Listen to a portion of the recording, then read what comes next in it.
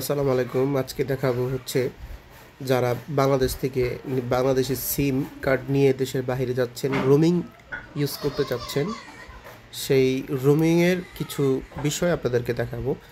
তো রিসেন্টলি যারা হজে গেছেন তাদের জন্য হচ্ছে এই রোমিংটা খুব বেশি প্রয়োজন। এখানে মাই এয়ারটেল অ্যাপস আমি ইউজ করতেছি। তো মাই এয়ারটেল দিয়ে আমি দেখাচ্ছি আপনাদেরকে যে হজ যারা করতে গেছে তারা চাইলে ওখানে ইন্টারনেট ব্যবহার করতে পারবে।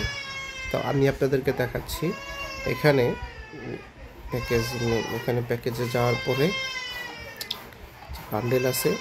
এইখানে হজের জন্য একটা আলাদা বান্ডেল আছে,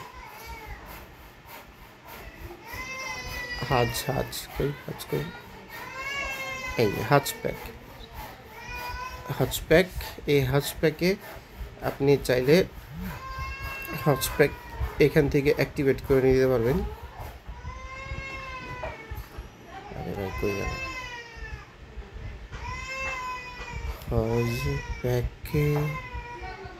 হাজ প্যাকে দিলাম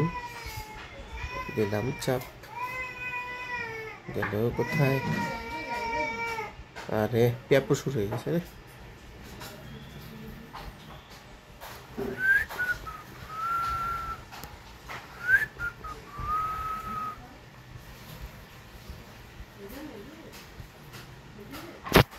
এক এক সময় এক এক জায়গায় দৌড়তে। হাজি প্যাক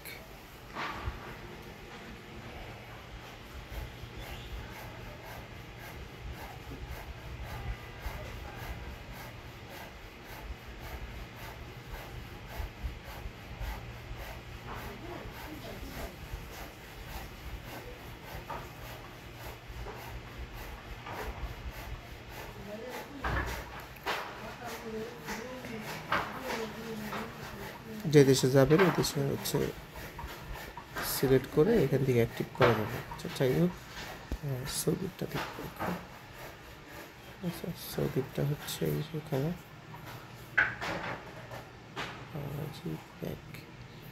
আচ্ছা, হাজি প্যাক এখানে দেখাচ্ছে না, এখানে হাজি প্যাক ছিল, তো এটা বাদ দিয়ে আমরা এটা আপনাদেরকে দেখাচ্ছি।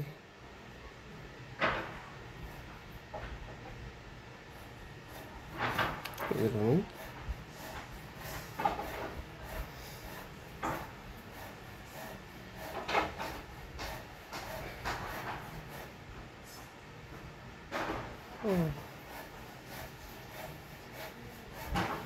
দেওয়া আছে, যে কোনো একটা প্যাকেজ এখান থেকে নিয়ে আপনি চাইলে অ্যাক্টিভ করে নিতে পারবেন। এই যে হজ, উমরা কম্বো হজ, তারপরে